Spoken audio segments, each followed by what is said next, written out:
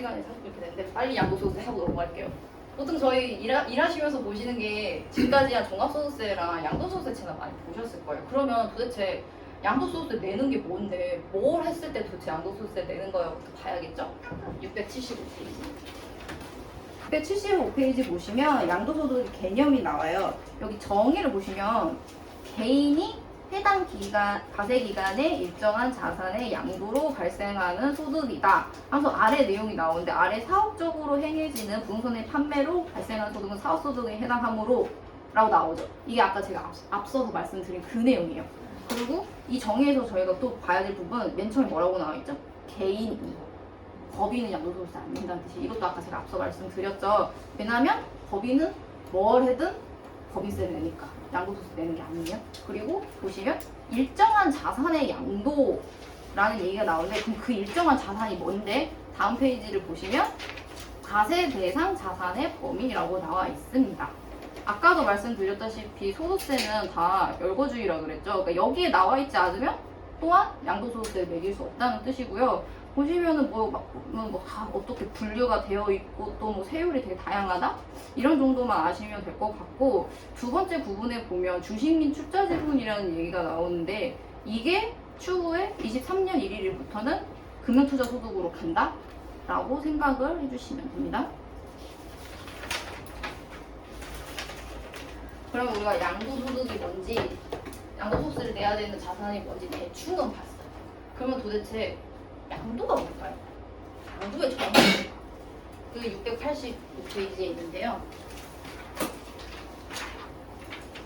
686페이지 하단 보시면 양도란 자산에 대한 등기 또는 등록과 관계없이 매도, 교환, 법인에 대한 현물 출자 등을 통하여 그 자산을 유상으로 사실상 이전하는 것을 말한다. 굉장히 찝찝하게 다 써있는데 양도 하면은 저희 보통 알고 계시는 그 양도 맞아요. 양도 맞는데 특이한 경우들을 생각을 좀 해볼게요. 이혼을 했다고 생각을 해볼게요. 이혼하면 저희 뭐 하게 되죠? 재산을 분할하는 그 과정을 겪게 되죠. 그럼 재산을 분할해서 만약에 예를 들어서 두 분이 뭐 공동으로 집을 가지고 계셨는데 그걸 뭐 갈라서 가져간다고 생각을 해봅시다. 그럼 이거 양도일까요? 아니에요. 왜냐면은 아까 정의에 보시면은 유상으로라는 얘기가 나와 있죠. 이혼할 때 재산을 분할을 하는 거는 원래 각각인 것인데 원래 둘이 같이 만들어 이루어온 재산이지만 이제 확실하게 이제 명예를 나눠 가지는 것에 불과해요. 근데 이거랑 비교해서 알아두셔야 되는 게 위자료로 집 주는 경우도 있죠. 위자료 성격으로 그러면 이 재산은 네가 가져가. 부동산을 그렇게 하는 경우가 있다면 그거는 양도에서 양도소득 내셔야 돼요. 그러니까 일종의 대물견제입니다. 원래는 이자료 계산하는 거 우리 저희 비책 사용 뭐 이런 계산해서 위자료 뭐 얼마를 누가 누구한테 뭐 지급하세요 이런 식으로 나오잖아요. 근데 가진 게 현금은 없고 재산만 있을 수도 있잖아요. 부동산들만 있을 수도 있잖아요. 그러면 대신해서 그럼 이자료 이 정도 뭐 거기가 이전됐으니까 뭐 내가 뭐 어디에 있는 집 하나 주겠다 하면은 그거는 양도소득 내셔야 돼요. 그러니까 쉽게 말씀드리면 그 집을 팔아서 이자료를 지급하는 것이라고 쉽게 생각하시면 돼요. 그래서 이런 경우에도 양도세가 나올 수도 있고 그리고 요새는 이제 가장 많이 보실 게 부담부 증여? 부담부 중에 뭐 쉽게 다들 아시겠지만 쉽게 말씀드리면 뭐 예를 들어서 뭐 임차인이 낀 채로 자녀들한테 집을 증여를 하신다거나 아니면은 이 집을 사기 위해 대출이 있는데 그 대출까지 한꺼번에 해서 자녀들한테 증여하시는 경우들이 있거든요. 그거를 부담부 증여, 즉 채무를 부담을 시키면서 증여를 한다는 것인데 그러면 그렇잖아요. 제가 만약에 부담부 증여를 받는다고 생각할게요. 제가 증여를 받는다고 생각을 할게요. 근데 제가 받는 그 주택에 5천만 원 전세 보증금을 가지고 있는 임차인이 껴있는 거예요. 그럼 제가 이걸 다 받으면 주시는 분 입장에서 어떻게 되죠? 5천만 원을 줄 필요가 없어지게 된 거잖아요. 쉽게 말씀드리면 그 5천만 원에 대해서 그러면은 증여자, 즉 주시는 분이 양도소득세 내셔야 돼요. 근데 이거를 생각을 잘 요새는 솔직히 많이 아시거든요. 하도 이제 보유세들 문제가 많이 생기고 다들 걱정을 하시다 보니까 부담주는 요새 굉장히 많이 해서 아시긴 하는데 이게 계산했을 때 살짝 조심하셔야 되는 게 저희는 뭐 거기까지는 몰라도 되지만 요새 뭐 2주택자, 3주택자 막 팔면은 막 때려 맞는다 이렇게 말씀하시잖아요. 부담부 증여를 할 때도 그거 계속 계산돼요. 그러니까 생각보다 증여했을 때 그래서 세금이 자녀가 내야 될 증여세만 생각하시면 굉장히 큰일 날 수 있어요. 그 안에 껴져 있는 대출이나 보증금이 꽤 크면은 이 생각보다 소득이 엄청 많이 나올 수도 있어요. 그러니까 이럴 수도 있다. 그런 거 이제 생각을 해주시면 되고, 그 다음에 이제 세 번째, 양도 취득 시기를 제가 써놨는데, 자 그러면은 저희 보통 집 살 때 한 방에 현금주로 잘 사지는 않죠. 꿈인데 그럼 되게 좋겠는데 보통은 뭐 계약금 머시고 중도금 지출하시고 그다음에 잔금 치르시잖아요. 그러면은 양도하는 건 언제고 도대체 취득된 게 언제야? 이게 왜 중요하냐면 신고기한을 계산해야 되기 때문에 중요한 거겠죠? 이 내용은 705페이지에 나오는데요. 중간에 유형 취득 양도의 경우에서 저희는 사실 이제 뭐 원칙이랑 그다음 밑에 부분 정도만 사실 상식적으로 아시면 되는데, 원래 원칙은 대금 청산일이에요. 즉 마지막으로 잔금 치르는 날, 잔금을 실제 주신 날이라고 아시면 되는데, 아래에 이제 경우를 보셔야 되는데요. 무조건 잔금 청산일이 아닐 수도 있는 게, 만약에 잔금을 언제 줬는지 모르겠어요. 이게 어떻게 가능해라고 생각하실 수도 있는데, 진짜 취득한 지 오래된 토지 같은 것들은 모르실 수도 있잖아요. 그럼 우리는 뭘 보냐면 등기부등본 나와 있는 등기 접수일을 보시면 됩니다. 그리고 이런 경우는 사실상 없지만 누가 잔금 받기 전에 소유권 이전해주진 않겠지만, 혹시나 그런 경우가 있다면 그 경우에도 등기 접수일이 된다는 거, 이 정도만 알아주시면 되겠습니다. 그리고 사실 이 계산 구조를 볼까 말까 제가 고민을 많이 했는데, 근데 양도소득세 진짜 어렵거든요. 그리고 어떤 자산에 따라서 세금, 계산하는 방법도 다르고 세율도 다르고 다 다른데, 그또 어떻게 생겼는지 그냥 구경만 하자. 약간 저희 저번 주 거기서 느낀처럼 어떻게 계산인지 구경이나 하자 라고 생각하시면 710쪽이 진짜 간단하게 아주 컴팩트하게 나와 있는 부분이 있는데, 기본적으로 이렇습니다. 양도한 가액에서 내가 이 자산을 취득할 때 들어갔던 비용, 그다음에 기타의 필요 경비라고 나와 있는 이 기타의 필요 경비 보통 들어가는 게 뭐 부동산 중개수 수료, 그 다음에 만약에 내가 세무사한테 맡겨서 양도소득세 계산을 했다면 그것도 여기 들어가요. 그런 것들도 들어가고, 여기 그 다음에 양도 차익 부분에 보시면 자산별로 계산이라고 나와 있는데, 이게 저희 이따가 얘기할 이 예정신고랑 확정신고 여기랑 이제 연결이 되는 건데, 아까 저희 과세 대상 자산 내용 보시면 이렇게 나눠져 있는 거 보셨을 거예요. 뭐 토지, 이런 거, 건물 뭐 이런 거, 주택 이렇게 나눠져 있고, 밑에 주식 이렇게 나눠져 있고 다 나눠져 있는 거 혹시 보셨어요? 그게 그거별로 묶어서 계산합니다. 계속 소득세 기본 말씀드렸죠. 과세 기간 다 합쳐서 계산한다고. 양도소득세도 똑같아요. 만약에 제가 20년 중에 집을 한번 팔고, 집에 하나 또 있어가지고 또 나중에 또 팔고 했으면 그거 합쳐서 확정신고 하셔야 되고, 처음에 팔았을 때, 두 번째 팔았을 때 예정신고 또 하셔야 되고, 그런 내용이 있어요. 보통 이거 확정신고 합산하는 거 놓치셔가지고 나중에 세금 때려맞는 경우도 상당히 있어요. 그러니까 여기서 이 자산별로 계산한다는 거는 이렇게 부동산별로 묶고, 그 다음에 주식은 또 주식대로 묶어서 계산하지, 제가 만약에 20년도에 주식 한 번을 팔았고, 과세 대상의 주식을 한 번 팔았고 주택을 하나 팔았는데 그걸 두 개 합쳐서 계산하지는 않는다는 뜻이에요. 사실상 그럴 수도 없어요. 왜냐하면 세율이 둘 다 다르거든요. 그러니까 그 뜻이라고 이해를 하시면 되고, 그 다음에 여기에서 또 포인트는 양도 차손이 발생하면 자산끼리는 상계가 가능합니다. 이게 무슨 말씀이냐면, 제가 집을 팔았는데 손해보고 팔 수도 있죠.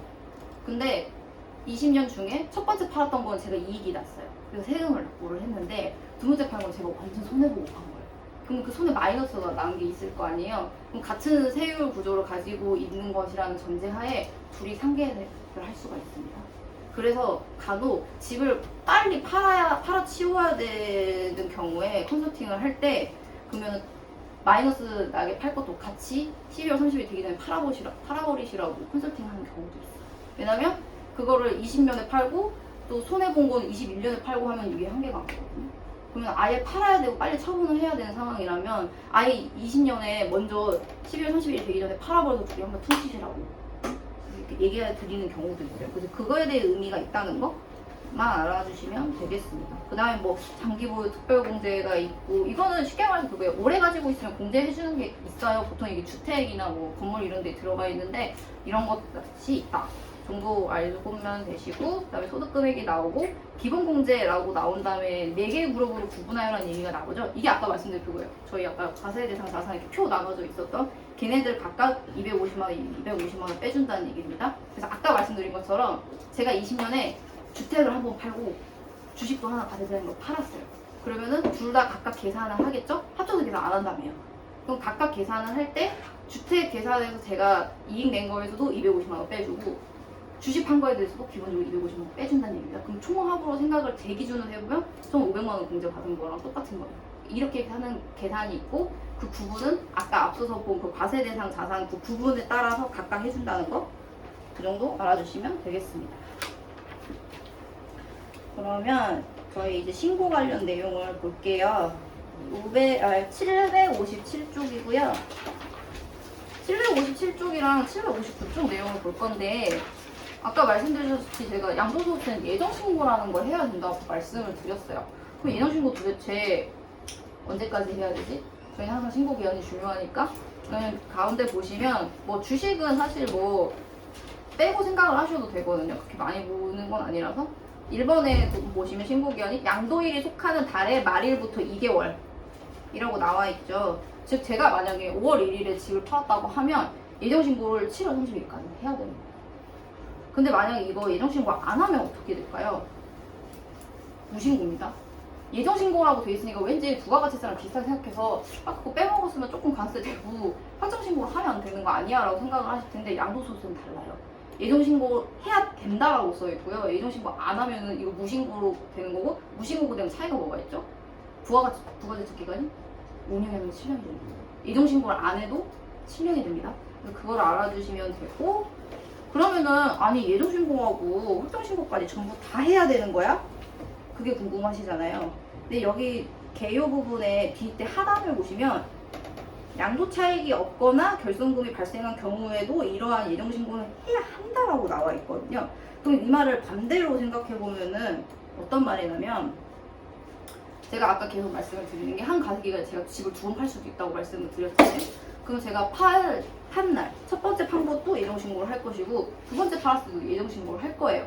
근데 제가 만약에 두 번째 판 거를 예정신고를 할 때 앞서 팔았던 첫 번째 걸 합산해서 신고를 예정신고를 했다고 생각을 해볼게요. 그렇게 되면 5월 31일까지 확정신고 안 해도 돼요. 왜냐면 이 예정신고를 하고 확정신고를 하는 거에 대한 의도는 계속 말씀드렸죠. 소득세는 과세기간벌 다 합쳐서 과세를 하는 거라고. 그러니까 그거를 했냐 안 했냐? 그거를 보는 건데 예를 들어서 말씀드린 것처럼 두 번째 예정신고를 할 때 이미 합쳐서 합산해서 계산을 다시 했다면 굳이 확정신고를 할 필요는 없는 거죠. 근데 보통 이런 경우들 되게 많아요. 첫 번째 팔았을 때 예정신고를 합니다. 기한에 맞춰서 예정신고를 했어요. 근데 두 번째 팔았을 때 첫 번째 팔았던 걸 원래 합산해서 해야 되는 같은 과세 그룹에 있는 건데 안 하고 두 번째 거만 따로 예정신고를 해버린 거예요. 근데 괜찮아요. 나쁘지 않습니다. 이거 자체 잘못되진 않았는데 그러면 어떻게 해야 된다고요? 확정신고 해야 된다고요. 확정신고는 보통 우리 아까 배웠던 종합소득세처럼 5월 30일까지 즉 오늘까지 해야 되는데 그 확정신고 때 뭐 해야 되는 거냐? 아까 말씀드린 것처럼 두 개 합쳐서 계산을 해야 돼요. 왜 합쳐서 계산해야 된다고 자꾸 중요하다고 말씀드리는 게 이 양도소득세 세율 중에도 저희 지금 종합소득세 기본세율처럼 누진세율이잖아요. 특히 주택 같은 거 팔았을 때. 그럼 둘이 합산했을 때랑 안 했을 때랑 세금 차이가 엄청 많이 나겠죠? 각각 했을 때랑 합쳤을 때. 그러니까 예정 두 번째 거를 팔았을 때 예정신고를 할 때 첫 번째 팔았던 걸 합쳐서 다시 계산을 해서 예정신고를 했으면 상관이 없어요. 근데 보통 첫 번째 팔았던 거 계산 따로 하고 해서 신고해버리고 두 번째 팔았던 건 또 얘 가지고만 신고해버리고 확정신고 때 그냥 지나간다? 신고 안 하면 신고 안 하게 되는 거예요. 그러면 그러니까 두 번째 거를 팔았을 때 첫 번째 걸 합쳐서 합산해서 계산해서 신고를 다시 해주시던지 실수로 각각 했다면 이거 실수지만 상관없어. 각각 했다면 다음에 5월 31일까지 확정신고로서 이걸 합쳐서 다시 계산을 해주셔야 되고 그거 하실 때 아까 뭐 말씀드렸던 게 제가 하나를 손해보고 팔았다. 그럼 그거 통산하시는 거예요. 그런 과정을 해주셔야 된다는 거 그거를 알아주시면 좋겠습니다. 그러니까 양도소득세는 예정신고라는 걸 해야 한다는 거 그리고 양도 차익이 없어도 신고는 해야 된다는 거 그리고 마이너스가 났더라도 신고는 해야 된다는 거 이거 되게 중요하죠. 마이너스 막 팔아서 뭐 손해봐서 어차피 세금 안 나올 것 같아 신고 안 했는데 이러면 안 된다는 거예요. 안 되는 거죠. 그래서 저는 사실 전에 회사에서 그런 경우 되게 많이 봤는데 이거는 저희 뭐 1세대 2주택 비과세라는 얘기 되게 많이 들어보셨죠. 근데 이렇게 뭐지? 양도소득세 결정돼가지고 이렇게 어디서 날라오는 경우들 보면 그런 경우들이 많아요. 예전에 본인들이 판단을 하시는 거예요. 아, 난 1세대 2주택이지, 비과세지. 아예 신고를 안 해버린다. 주택을 팔아놓고서 아예 신고를 안 했고, 예전에 근데 다 그랬어요. 근데 그러고 나서 요새 굉장히 복잡해졌죠. 이게 1세대 한 주택인지 뭐 그다음에 2주택인지 계산하는 게 너무 복잡해졌는데, 그리고 그런 경우도 있어요. 한 세대라고 보는 그 기준에서 자기가 같이 살고 있는 가족이 집이 있는지 모르는 경우가 상당히 많아요. 특히 부모님 몰래 자녀들이 집 사는 경우 생각보다 많거든요. 그래서 1세대 2주택이라고 본인은 생각을 하시고 신고를 안 했다가 나중에 양도소득세 2주택자로 때려맞는 경우도 되게 많아요. 그러니까 그런 경우 있을 수 있다는 거, 그것만 기억을 해주시면 되겠습니다. 마지막 해볼까요? 부가지적 기간이랑 징수권 소멸시효 말씀을 드릴 건데, 이거 사실 뭐 기본적으로 다 똑같죠?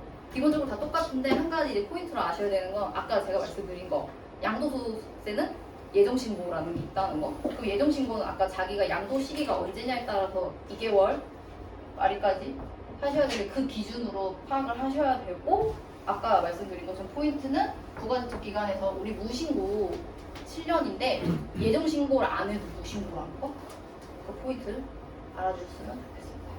제 강의 내용 여기까지 끝이고요. 리뷰 빠르게 해보면 저희 법인세랑 법인 소득세와 비교를 해서 소득세는 개인 소득세의 준말이고요. 분류는 이렇게 쭉 나와 있는데 크게 여기 이다부터 기타 소득까지 6가지는 종합소득, 퇴직소득, 그다음에 양도소득, 이건 나중에 만날 친구 해서 분류해서 과세를 하고, 이것들을 뭐 분리과세가 되는 경우도 있고 전체가 다 합쳐서 종합과세가 되는 경우도 있는데, 저희 뭐 근로소득처럼 원천징수하고 종합소득세 신고 안 하고 끝나는 경우도 있다는 거.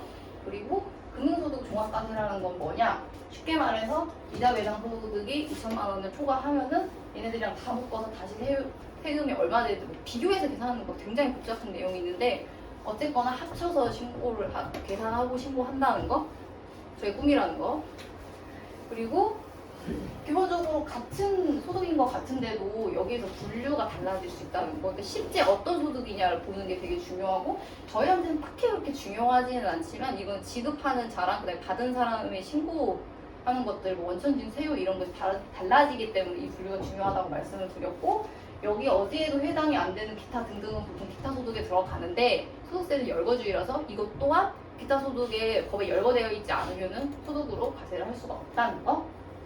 그리고 종합소득세에서 근로소득과 사업소득에서 특이한 경우들이 있을 수 있는데, 근로소득, 그러니까 즉 법인을 운영을 할 때 본인이 무보수 대표이사로 되어 있어도 근로소득세를 낼 경우가 이런 경우에 발생을 할 수 있다는 거.